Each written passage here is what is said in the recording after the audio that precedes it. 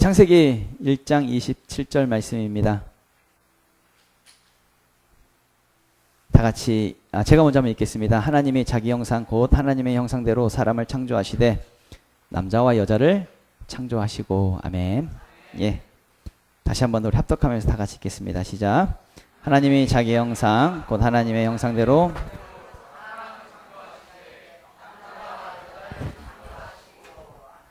아멘.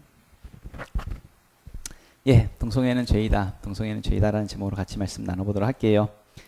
옆에 분들하고 축복하면서 인사하도록 하겠습니다. 당신은 복의 사람입니다. 인사하겠습니다. 당신은 복의 사람입니다. 이제 하이파이브. 아싸 잘 되고 있습니다. 아싸 잘 되고 있습니다. 또 다른 분하고 아싸 잘 되고 있습니다. 놀라운 기적이 일어나고 있습니다. 아싸 잘 되고 있습니다.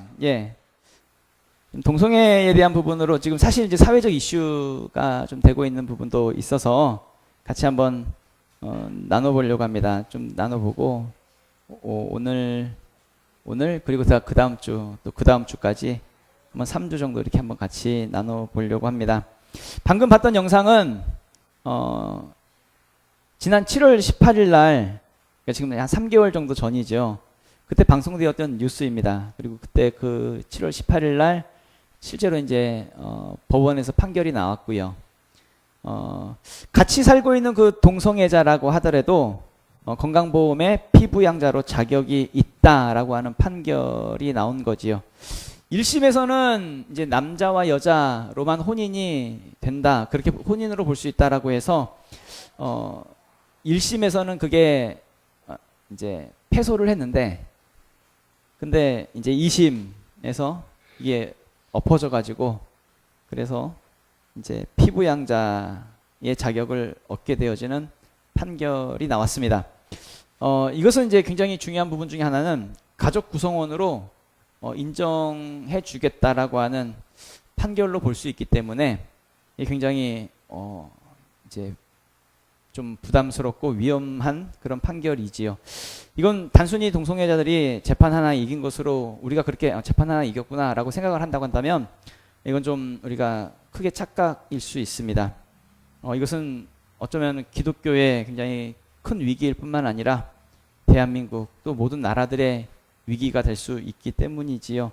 하나님께서 세우신 가정이 무너지는 거거든요. 그러니까 사회의 최소 단위가 가정인데, 이 가정이 무너지면 사회가 무너지는 것이고 나라와 온 세상이 무너뜨릴 수 있는 그런 판결이 될 수 있기 때문에, 그래서 굉장히 위험한 판결이란 이야기입니다. 지금 세상적으로 돌아가는 모양새는 동성애를 많이 옹호해요. 그리고 동성애를 인정하고 남자가 남자를 사랑해도, 그리고 여자가 여자를 사랑해도 괜찮은 사랑이라고 그렇게 많이 비호해주고 보호해주려고 하는 그런 성향이 있습니다. 그런 성향을 가지는 것은 이제 사람이 자기가 착하다라고 생각하기 때문이 그래요. 나는 이해심이 많고 난 너그러워, 난 착해, 난 착하니까 저렇게 동성애를 하는 것도 그래, 내가 착하니까 내가 착하니까 그 사람 인정해 줄게 라는 그 개념으로 많은 사람들이 그렇게 옹호하고 인정하고 보호하고 그런 성향들이 있죠. 요즘 그 나오는 드라마들을 보면 가끔씩 그 동성애에 대한 부분들을 조금씩 추가해요. 약간씩. 마치 그 양념을 곁들이듯이 동성애에 대한 요소를 조금씩 추가합니다. 그래서 많은 사람들이 처음에 볼 때는 좀 이상하다라고 생각을 하다가도 이제 어느 정도 좀 자주 보니까 그 동성애에 대한 부분들이 별로 위화감도 없고 또 익숙해지기 시작하려니, 그냥 그러려니 하면서 드라마를 보기도 하지요.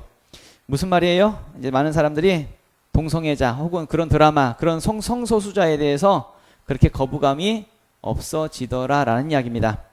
그렇게 많은 미디어, 많은 영상, 인권조례, 또 성교육을 하는 강사들조차도 동성애는 아름다운 사랑이고 또 그렇게 말을 해야, 그렇게 가르쳐야 하는 시대가 되었습니다. 그렇게 가르치지 않으면 인권에 위배되기 때문에 그렇게 동성애도 아름다운 사랑이라고 그렇게 가르치고 있지요. 그런데요, 문제가 있습니다. 우리 예수 믿는 사람들은 내 안에 진정 예수 그리스도가 주인이시고 진짜 성령으로 거듭난 사람들은 좀 다릅니다. 왜냐하면 성경이 아주 분명하게 동성애는 죄라고 말하고 있기 때문에 그렇습니다. 뭐 그 죄라고 말하고 있는 부분 성경 구절을 다 찾아보면 정말 많아요. 어마어마하게 많은데 그냥 한 구절만 한 군데만 보면 레위기서 20장 13절 말씀 보면 누구든지 여인과 동침하듯 남자와 동침하면 둘 다 가증한 일을 행함인즉 반드시 죽일지니 자기의 피가 자기에게로 돌아가리라. 아멘. 예, 남자끼리 동침하면 쉽게 말하면 동성애를 하고 하면 이게 하나님 앞에 가증한 일이에요. 반드시 죽이라고. 그 피가 자기에게 돌아갈 거라고. 분명 죄다라고 분명 언급하고 있는 부분이죠. 그런데 세상은 이제 법으로 동성애가 죄다 말하고 있는 그 말하는 것을 죄다, 그렇게 말하면 죄다라고 그렇게 그런 법을 만들자는 거예요. 여러분 죄가 뭐가 죄예요? 사람의 기준이 사람 기준 가운데 죄가 있나? 그러니까 사람의 기준으로 죄를 말할 수 있나요? 사람에게 옳고 그름이 있나요? 저 사람에게는 옳은 것이지만 나한테는 그른 게 될 수 있잖아요. 사람에게는 옳고 그름이 없습니다. 절대 옳을 수 없는 사람이 성경이 잘못되었다고, 성경이 잘못되었다라고 하는 그런 법을 만들자라고 하는 것이죠. 하나님이 잘못되었다라고 하는 법을 사람들이 만들자라고 하는 것입니다. 성경을 말하고 진리를 말하고 또 하나님의 뜻을 말하는 사람들, 그런 사람들, 그런 목사, 그런 기독교인들을 벌 주자고, 하나님의 뜻을 말하는 그 사람들을 벌 주자고 그렇게 법을 만들자라고 하는 것이죠. 그러면서 조금씩 이제 자신의 영역들을 좀 확장해 가고 있습니다. 그래서 우리는 이 동성애에 대해서 구경만 할 수 없다는 이야기죠. 이 부분을 조금 이제 간통죄에 대한 부분으로 한번 이어서 한번 제가 말씀을 드려볼게요.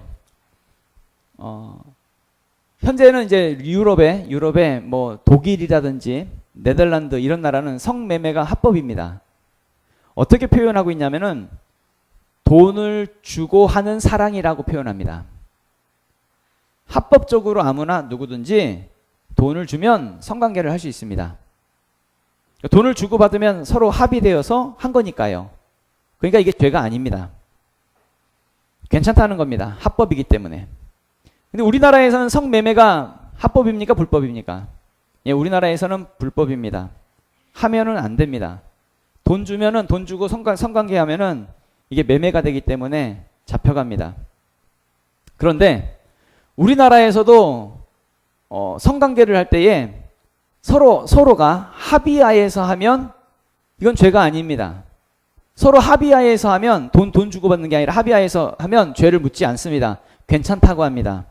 합법입니다. 이게 잘못된 것이 아니라고 하지요. 지금은 간통죄가 우리나라에서 사라졌습니다. 간통죄라고 하는 것이 자신의 배우자 외에 다른 사람과 성관계를 하는 죄, 이게 간통죄인데요. 2015년 2월 26일 날 이게 헌법재판소에서 간통죄가 위헌 결정이 나왔고요. 그리고 2016년 1월 6일자로 지금으로부터 한 8년 전이죠. 간통죄는 더 이상 우리나라에서 죄가 아닌 것이 되었습니다. 여러분 그 뒤에 쏟아지는 많은 음란들 또 뿐만 아니라 간통죄가 있었을 때도 많은 불륜과 바람들이 일어났지만 여러분들 저도 뭐 들은 얘기지만 많은 유부녀들, 유부남들 뭐 애인 없으면 사람도 아니라면서요. 그 세상 사람들은 그렇게 이야기하잖아요. 애인 하나 없으면 안 된다고. 심지어 집에는 실제 자기 배우자가 있고 회사에 가면 오피스 와이프, 오피스 허즈밴드를 만들어 놓고 그러니까 회사에도 자기 또 다른 배우자가 있는 그렇게 살아가는 사람들이 있더란 이야기죠. 또 어떤 정말 나쁜 사람들은 미성년자들을 데려다가 성관계를 해놓고 서로 합의해서 했다고. 우리 사랑해서 성관계한 거라고. 그래서 나는 죄가 아니라고. 그렇게 말하는 사람들도 있지요. 여러분께 한번 여쭤보겠습니다. 다른 사람에게 피해를 주지 않았고 서로 합의하에서 성관계를 했다고 한다면 괜찮은 겁니까? 정말 배우자가 아닌 다른 사람과 성관계를 해도 정말 여러분 죄가 아니라고 생각하십니까? 그거 죄 아닙니까? 성경은 아주 분명하게 말하고 있습니다. 히브리서 13장 4절에 보면 모든 사람은 결혼을 귀히 여기고 침소를 더럽히지 않게 하라. 음행하는 자들과 간음하는 자들을 하나님이 심판하시리라. 여러분 결혼을 어떻게 여기래요? 귀하게 여기래요. 침소를 더럽히지 말래요. 무슨 얘기예요? 나의 배우자 외에 다른 사람과 잠자리를 같이 하지 말란 이야기입니다. 뿐만 아니라 고린도전서 7장 3절 말씀 보면은 남편은 그의 아내에 대한 의무를 다하고 아내도 그 남편에게 그렇게 할지니라. 아멘. 남편은 아내는 남편에게 자신의 의무를 다해야죠. 책임을 다해야죠. 침소를 더럽히지 말아야죠. 침소를 더럽히는 순간 그게 간음하는 것이 되는 것이고 간음하는 자는 하나님이 심판하신다라고 분명하게 말씀하고 있지요. 그러니까 우리는 성관계를 하는 것이 서로가 합의하에서 서로 사랑한다 하는 사람과 하는 것이 아니라 누구랑만 성관계를 해야 돼요? 나의 배우자와 내 아내와 내 남편과 성관계를 하는 것이지요. 세상법에서는 이 간통죄가 사라졌기 때문에 서로 합의하에서 성관계를 해도 죄가 아니라라고 이야기합니다. 그런데 하나님의 말씀은 성경은 또 앞에 있는 이 목사는 아주 분명하게 말씀드립니다. 성관계는 반드시 배우자와만 하는 것입니다. 여러분들의 생각은 어떻습니까? 목사가 잘못 말했습니까? 목사가 틀린 말했습니까? 여러분들 여기 계신 모든 분들은 목사가 지금 하는 이 말에 인정하고 수긍하고 믿으십니까? 맞지요? 그런데 지금 목사가 한 이 말이요. 세상법 기준으로 보면 저는 지금 잘못 말하고 있습니다. 왜냐하면 세상법으로는 서로 합의하에서 서로 사랑하면 얼마든지 성관계를 해도 죄가 되지 않는다라고 하니까요. 그러면 왜 이게 다를까요? 목사는 지금 어떤 기준으로 말하고 있어요? 그렇죠. 성경, 하나님의 말씀을 기준으로 말씀드리고 있습니다. 그러면 세상 사람들은 뭘 기준으로 해요? 세상법을 기준으로 하지요. 여러분 그래서 차별금지법이 무서운 거예요. 예를 하나 들을게요. 예를 들어서 목사가 여기에서 성경을 기준으로 여러분 배우자 외에 다른 사람과 절대 성관계하면 안 됩니다 라고 저는 그렇게 설교를 하고 그렇게 말씀을 드렸습니다. 그런데 만약에 말입니다. 만약에 예를 들어서 여기 계신 분들 중에 바람 피는 분이 계신다고 칩시다. 바람 피는 분이 계시는데 목사가 이렇게 말한 것에 찔렸어요. 찔려가지고 마음이 불편한 거예요. 아니 세상법으로는 죄가 아닌데 왜 목사님은 죄라고 하냐고 기분이 나쁘다고 합니다. 그래서 저를 자기가 차별받았다고 하면서 저를 고소하고 저를 처벌받게 하겠다라고 하는 그 법이 뭐예요? 차별금지법이란 이야기입니다. 저는 지금 간통죄라고 하는 것을 예를 들어서 설명드렸을 뿐이지요. 그래서 목사가 앞에서 하나님의 말씀, 하나님의 기준을 가지고 하나님 말씀으로 여러분 동성애는 죄입니다 라고 말을 하면 차별금지법이 통과되는 순간 그때부터는 세상법에 의해서 목사가 처벌받게 되는 법이 된다는 이야기입니다. 그래서 차별금지법이 통과되면 안 된다라는 이야기죠. 여러분 세상법으로 무엇을 판단하겠다는 거예요? 하나님의 법을 판단하겠다는 거예요. 세상법으로 하나님의 법을 죄로 만들겠다는 거예요. 그래서 차별금지법을 막아야 하는 것이고 차별금지법을 우리는 반대한다는 이야기입니다. 조금 비약해서 제가 과장해서 좀 설명하는 부분일 수도 있겠지만 여러분 간통죄가 사라지면서요 부작용이 없었겠습니까? 많지요. 많은 불륜 많은 어떤 그런 간통죄에 대해서 그게 서로 사랑하면 얼마든지 결혼했어도 성관계를 해도 그게 죄가 아닌 것이 돼버렸으니까. 그런데요 저는 그 간통죄의 부작용 중에 하나가 저출산이라고 생각하기도 합니다. 저는 개인적으로 그렇게 생각을 합니다. 왜냐하면 지금 대한민국 위기 중에 하나가 저출산이잖아요. 도무지 청년들이 결혼을 하려고 하지 않습니다. 결혼을 해도 아기를 낳으려고 하지 않고요. 결혼했어도 자기밖에 모르고 자기 편한 대로만 살려고 하지요. 정부에서는 어떻게든지 결혼하게 만들고 또 출산하게 만들려고 결혼정책 혹은 출산정책을 자꾸 만들어내지요. 뭘 자꾸 지원해 주겠다고 합니다. 뭘 자꾸 좀 돈을 주겠다고 합니다. 또 어떤 기업에서는 자식을 낳으면 1억 주겠다고 그렇게 말하는 기업도 있었지요. 그런데 낳아요, 안 낳아요? 낳질 않아요. 자식을 낳지 않습니다. 이 저출산이 해결이 되지 않습니다. 왜 그럴까요? 그 중에 하나가 저는 개인적으로 부부간에 신뢰가 없잖아요. 부부간에.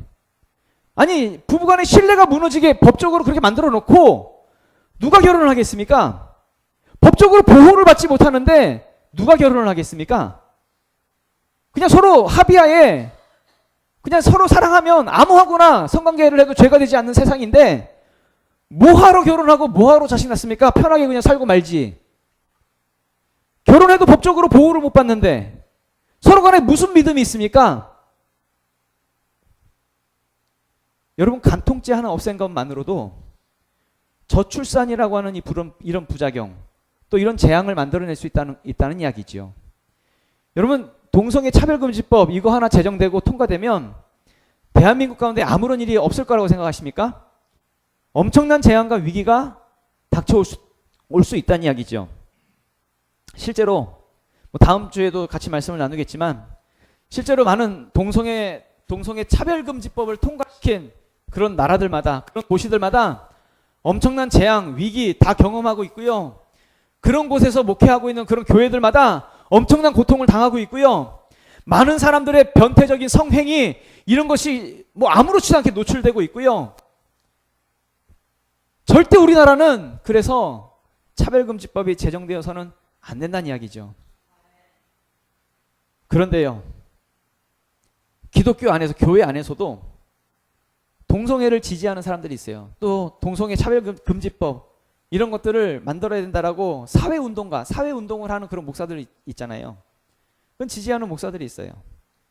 그런 사람들이 말하는 논리 중에 하나가 뭐냐면 하나님은 동성애자도 창조하셨다는 거예요. 하나님은 동성애자도 창조하셨다. 얼핏 들으면 그럴듯하죠. 그렇잖아요. 하나님이 창조하셨는데 동성애자도 창조하셨죠. 얼핏 들으면 그럴듯해요. 하여튼 저쪽 놈들은 하는 말이 다 그럴듯한 말을 하는데 조금만 생각하면 이거 거짓말입니다. 여러분, 오늘 방금 읽은 본문 말씀입니다. 아주 분명하게 말씀하고 있지요. 하나님의 말씀에 남자와 여자 외에는 다른 성을 창조하신 일이 없으십니다. 창세기 1장 27절 말씀 보면은 하나님이 자기 형상 곧 하나님의 형상대로 사람을 창조하시되 누구와 누구?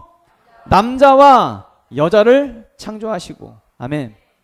하나님은 50개가 넘는 젠더 개념, 젠더의 그런 성의 개념을 창조하신 일이 없으십니다. 아주 분명하게 남자와 여자만 창조하셨지요. 그러면 그들은 어떻게 해서 동성애라고 하는 이 개념을 갖게 된 것일까요? 그것은, 이 동성애라고 하는 것은 죄에서 온 것입니다. 죄. 뱀에 의해서 사람이 선악과를 따먹었고, 선악과를 따먹은 그 사람에게 죄가 들어왔고, 우리 모두에게 죄가 들어와서 죄로부터 온 부정적인 것이고, 그 부정적인 것에 의해서 동성애까지 이 죄로 들어온 것이죠. 여러분, 하나님이 죄를 창조하신 것이 아닙니다. 남자와 여자를 창조하셨고 사람이 범죄함을 통해서 동성애가 들어온 것이죠. 그런데 교묘하게 속여요. 교묘하게 거짓말을 해요. 또 동성애를 지지하는 기독교인들이 가끔 이런 말을 합니다.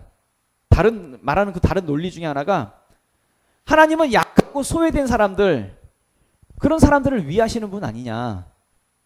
성경에도 보면은 고아와 과부를 위하라고 되어 있는데 동성애자들은 사회적으로 차별을 받고 약한 사람들이다. 그럼 그 사회적 약자를, 하나님은 사회적 약자를 사랑하시는데 그럼 우리도 사랑해야 되지 않느냐. 왜 기독교인들 너희들은 동성애를 안 된다고 하느냐. 그렇게 이제 말하기도 하죠. 또 그것도 얼핏 들으면 또 맞는 말이에요. 근데 실제로요. 성경에 보면 하나님은 약자를 사랑하신다고 표현되어진 부분이 없습니다. 하나님은 약자를 사랑하시는 것이 아니라 하나님을 사랑하는 자를 사랑하십니다. 실제로 또 하나, 실제로 동성애자들을 보면요. 사회적 약자가 아닙니다. 자기들을 어떻게 표현해요? 성소수자라고 표현합니다. 그래서 마치 소수자니까 마치 약자인 것처럼 표현되어지고 그렇게 말하는데, 여러분 우리나라의 동성애자들이요. 숫자만 뭐 추산할 수도 없지만 수십만 명입니다. 이 엄청난 수의 변태 성역자들, 동성애자들이 있습니다. 또 이 동성애자들을 지지하는 사회단체, NGO, 국회의원들까지요. 다 따지고 보면은 수백만 명입니다. 조직적으로 엄청난 조직적으로 거대한 조직으로 움직이고 있습니다. 아까 전에 봤던 영상을 보면은요. 건강보험에 피부양자 올리는 이 재판, 1심 재판에선 자신이 패소했지요. 그럼 끝나지 않습니다. 패소했다고 해서 여러분 단지 동성애자 이 두 사람이 자기네들이 패소했다고 다시 또 항소를 했을까요? 아니죠. 그 뒤에 뭐가 있어요? 이들을 지지하는 사회단체, NGO, 국회의원까지 엄청난 조직에 의해서 이들을 지지하고 후원하고 움직이고 있지요. 아까 전에 보셨죠? 두 사람만 있는 것이 아니라 그 뒤에 따르는 많은 조직들. 결국 항소하고 해서 나중에는 대법원 반드시 자기네들이 승소할 때까지 계속적으로 이것을 재판을 올릴 것입니다. 거대한 조직에 의해서 끝까지 자기네들의 목적을 이루는 단체란 이야기죠. 따라서 여러분 동성애자들이요 결코 사회적 약자가 아닙니다. 코스프레 하는 거지. 마치 동성애자들 혹은 동성애 지지자들은 자기는 약하다고, 자기를 차별받는다고 피해자 코스프레를 하고 있는 것입니다. 많은 사람들이 세상 사람들의 기준 속에서요. 우리 기독교인들을 욕해요. 왜 기독교만 유독 이 차별금지법을 그렇게 반대하냐고. 다른 데는 안 그러는데. 말은 차별 금지하자는 거니까 차별 금지법이잖아요. 그러니까 차별받는 사람이 있으면 그 사람 차별하지 말자고 하는 좋은 법이잖아요. 말만 들으면. 근데 왜 이 좋은 법을 왜 기독교인들은 왜 반대하냐고 그렇게 말하는 사람들도 있지요. 그러면서 교회 안 다니는 사람들, 세상 사람들은 기독교인들이 유별나다고 그렇게 말하기도 해요. 근데 좀 잘 아셔야 됩니다.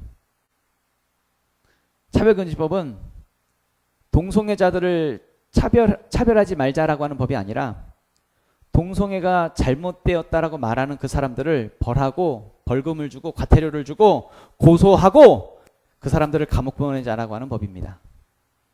의미가 다릅니다. 동성애자들이 차별을 받지 말아야 한다고 한다면 동성애가 나쁘다고 말하는 사람도 차별을 받지 말아야 합니다. 그런데 동성애가 나쁘다고 말하는 그 사람을 감옥 보내자고 벌금을 매겨서 벌을 주자고 하는 법이 이 차별금지법이란 이야기죠. 그런데 이 동성애자들은 마치 자신들이 사회적인 약자인 것처럼 코스프레하면서 동성애 차별금지법 만들어가지고 동성애가 나쁘다고 말하는 그 사람을 역차별하겠다고 그렇게 법을 만들겠다라고 하는 것이죠. 그래서 차별금지법은 정말 악법이고 잘못된 법이고 절대 발의되어서도 안 되고 제정되어서도 안 되는 악법입니다. 그래서 우리 교회는 좀 작은 수이지만 이번 10월 27일 날 광화문에 나가서 지금 전국에 있는 많은 기독교인들이 모이죠. 지금 200만 명 정도의 성도들이 모여서 연합 예배 드리려고 계획을 하고 있는데 우리 교회도 그곳에 참석하기를 원합니다. 이번 200만 명 연합 예배 때 이 연합 예배를 위해서 한국에 있는 거의 모든 교단의 총회, 지난 9월 달에 총회가 있었지요. 만장일치로 결의를 했습니다. 사랑의 교회 오정현 목사님이 나오셔서 10월 27일 날 200만 명 연합 예배에 대한 부분을 설명을 하세요. 그리고 그 뒤에 세계의료교회 손현보 목사님이 이 연합 예배를 주최하시고 계획하신 분인데 이분이 간절하게 호소하시는 그 총회에 나오셔서 간절히 호소하시는 그런 내용도 있거든요. 그런데 손현보 목사님은 고신측 교단입니다. 고신측 목사님이 지금 각 교단마다 찾아다니시면서 총회마다 찾아다니면서 눈물로 호소하시는 그런 내용이지요. 한번 영상을 한번 이어서 한번 보도록 하겠습니다. 동의 있으십니까? 개청 있습니까? 좋으시면 이해하십시오. 아니면 아니요. 가겠습니다. 한국교회 200만 연합 예배 및 큰 기도에 참여 청원입니다. 여기 대해서는 대회장 되시는 우리 오정현 목사님 설명을 하시면 좋겠습니다. 참 반갑습니다. 저는 동솔로의 총대 오정현 목사입니다. 귀한 시간을 허락해 주신 우리 총회장님께 감사드리고, 제가 지금 총대로 18번 이상이 참여를 하고 있는데, 제가 수년 전에 딱 한 번 발언을 했습니다. 오늘 제가 두 번째입니다. 너무나 절박해서, 그리고 너무 간절해서, 너무 뜨거워져서 좀 조용히 살고 싶은데 그래도 골든타임을 놓치면 안 되겠다는 그런 마음으로 나왔습니다.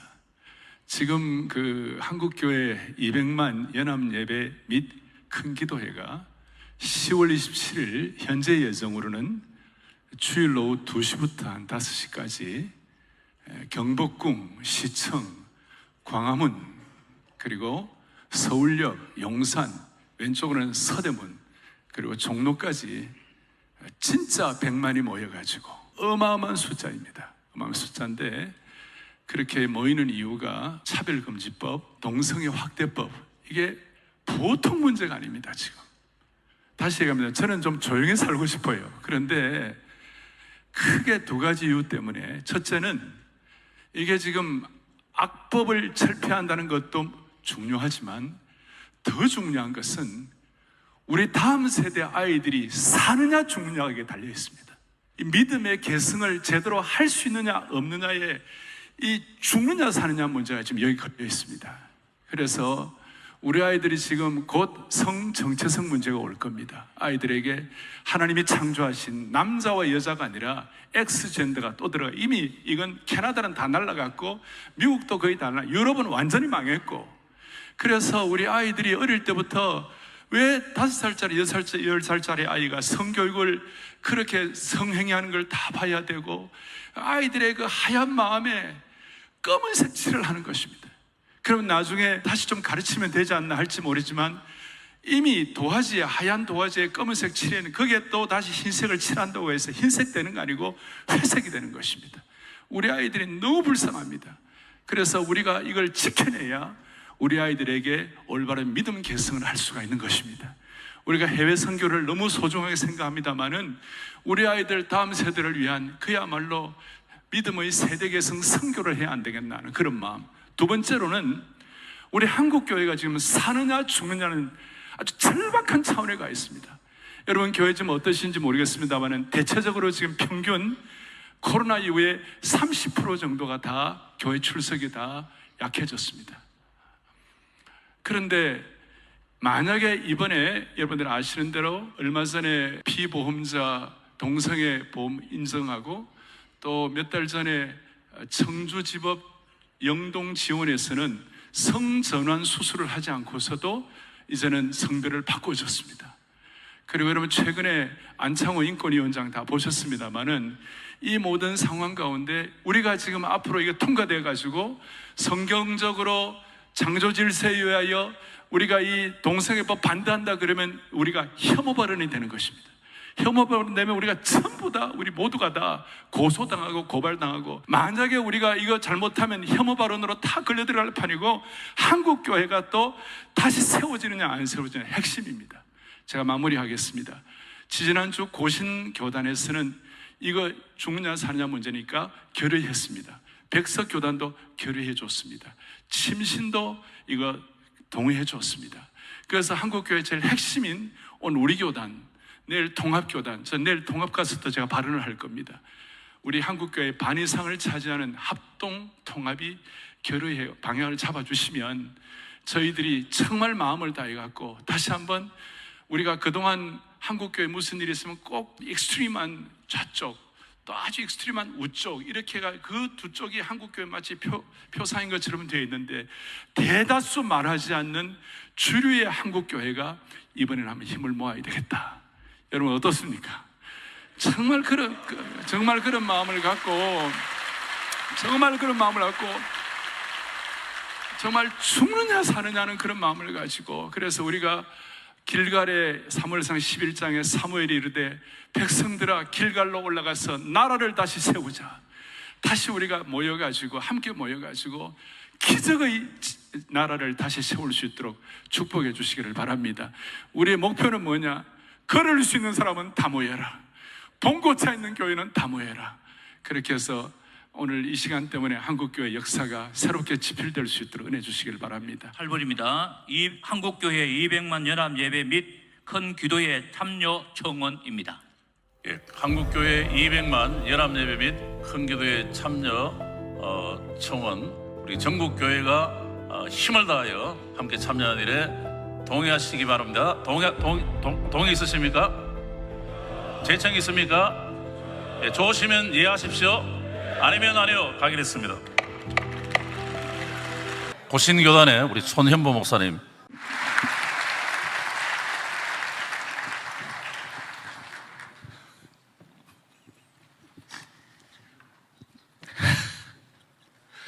여러분 너무 감사합니다.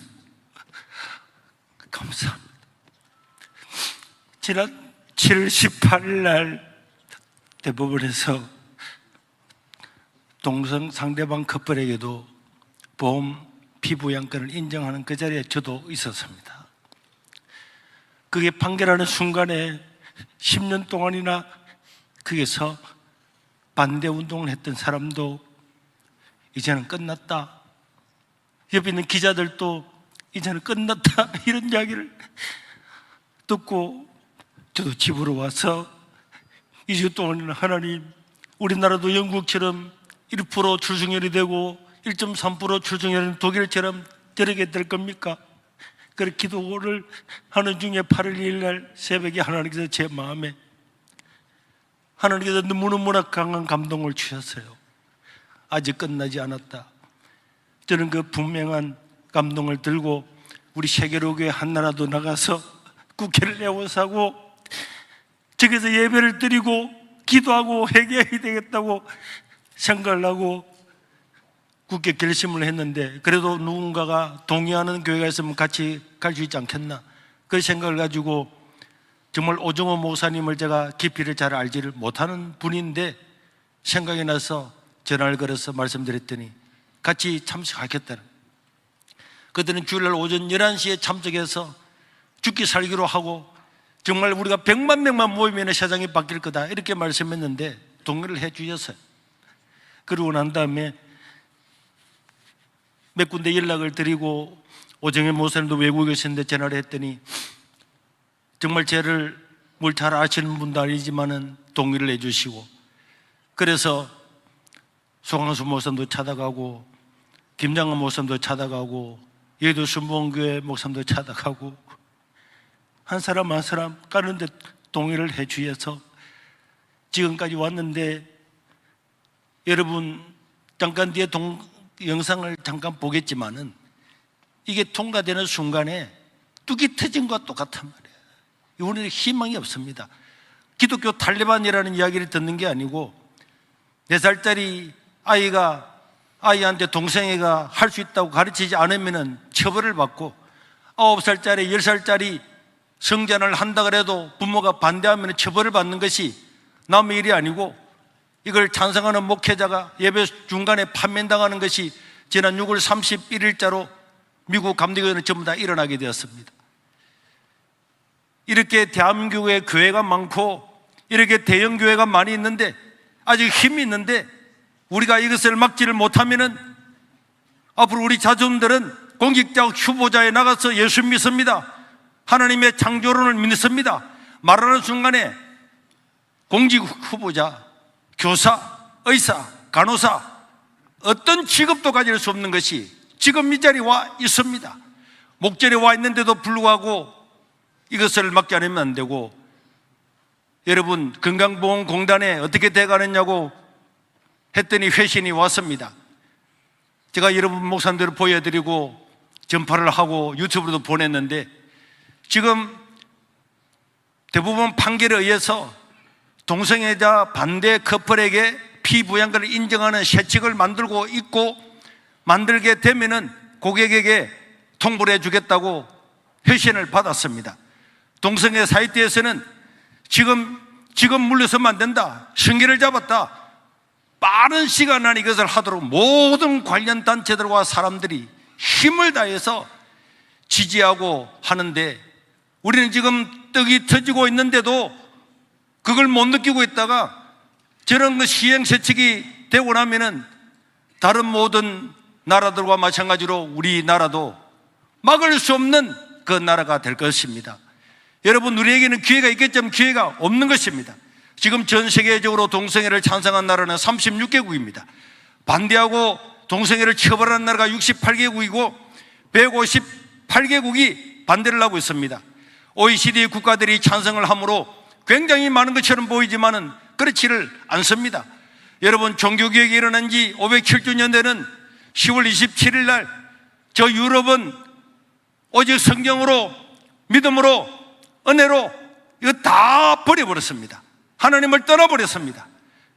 창세기를 신화로 보고 유신진화론을 주장하고 종교다운지를 주장함으로 말미암아 유럽 전체에서 3%가 넘어가는 교회 출석률을 가진 나라가 없게 되었습니다. 이제 우리 하나님께서 만약에 우리 한국 여기서 100만 명이 모이면은 0.7%를 가지고 대통령이 갈렸는데 어떤 국회의원이, 어떤 사람들이 법을 제정할 수가 있겠습니까? 우리가 기회가 있을 때, 힘이 있을 때에 100만 명이 모이면은 저는 500년이 지난 종교개혁이 다시 성경으로 돌아가는 기회가 될 줄로 믿습니다. 우리 계리를 내주신 것 너무나 감사드리고, 그런데 여러분 1분만 이야기를 더 하겠습니다. 고신교단은 주일날에 낮 예배를 그 시간에 드리지 않고 시골까지 가는 것이 옳으냐 논란이 있었지만은 이거는 시간의 문제가 아니고 이거는 진리의 문제고, 이걸 만약에 놓쳐버리고 나면은 우리 손자 손녀들은 어디 가서도 하나님을 믿는다고 말하지 못하는 세계를 맞이하게 될 겁니다. 우리가 그런 신앙을 우리 후손들에게 물려주어서 하나님을 모르는 다른 세대가 된다면은 그 책임은 오늘 저와 여러분들에게 있는 바로 우리에게 있을 겁니다. 계리할 뿐만 아니라 모든 교회가 30% 40%는 반드시 나가서 이 나라를 세우고 한국교회를 세우는데 동참해 주시고 사명을 가지고 해 주시기를 바라고, 이 영상을 보고 여러분들이 한번 판단해 주시기를 바랍니다. 감사합니다. 예, 모든 영광을 드리겠습니다. 예. 예, 우리 다 같이 일어나서 우리 기도할까요? 예, 조금은 진지하고 조금은 무거운 내용일 수 있는데, 그러나 우리가 더 이상 침묵하고만 있을 수는 없는 부분이기 때문에 말씀을 오늘 같이 나눴고 또 같이 우리 한번 행동으로 우리 연합하고자 합니다. 여러분, 굉장히 이건 진지한 부분입니다. 이건 굉장히 위험한 부분이고요. 여러분들 아이가 태어났는데 아들이 태어났습니다. 근데 아들이 태어났는데 남자아이네 그러면 안 됩니다. 왜냐하면 얘는 자기가 살면서 그러니까 50개가 넘는 젠더를 자기가 결정할 수 있기 때문에 함부로 남자라고 얘기를 해주면 안 됩니다. 그러면 차별하는 겁니다. 이 아이에 대해서. 그럼 내가 누군가 그 부모가 내가 그렇게 남자아이네 이렇게 얘기했을 때 그 부모가 나를 보면 나를 차별했다고 하면서 고소할 수도 있다는 얘기입니다. 이거 굉장히 위험한 개념이기 때문에 이 차별금지법을 반드시 우리는 막아야 한다라는 이야기죠. 이게 오버하는 것이 아니고요. 실제로 차별금지법이 시행되고 있는 나라들, 그 나라들이 실제로 이런 일이 일어나고 있기 때문에 지금 이 말씀을 드리는 것입니다. 그래서 특별히 오해하지 말 것은, 우리가 가고자 하는 것은 정치 집회가 아닙니다. 어떤 이 집회에 대해서, 이 예배에 대해서 본질을 흐리려고 하는 사람들이 자꾸 뭐 정치 집회다 이렇게 뭐 본질을 흐리는데 정치 집회가 아니고 내 안에 하나님의 영, 성령으로 거듭난 자로서 내 안에 울분을 가지고 우리 하나님의 법이 하나님의 법만이 진리고 이것이 선한 것이고 이것이 옳다라고 하는 것을 세상 가운데에 나타내고자 하는 부분입니다. 그렇습니다. 하나님만이 기준이십니다. 하나님만이 진짜 법이시고 하나님만이 선하신 분이십니다. 세상 앞에 세상의 법이 온전한 법이 될 수가 없습니다. 하나님의 법이 온전한 법입니다. 이것을 지키자는 이야기지요. 우리 이 시간 다 같이 합심으로 기도하실 때 하나님 이 나라와 민족을 기억하시고 불쌍히 여기시고 하나님 이 나라와 민족 가운데에 반드시 악법이 절대로 세워지지 않도록 악법은 반드시 폐지될 수 있도록 하나님 도와주시옵시고 하나님의 선하심으로 이 나라를 다스려 주시옵소서. 우리 주여 한번 외치고 통성으로 기도하겠습니다. 주여!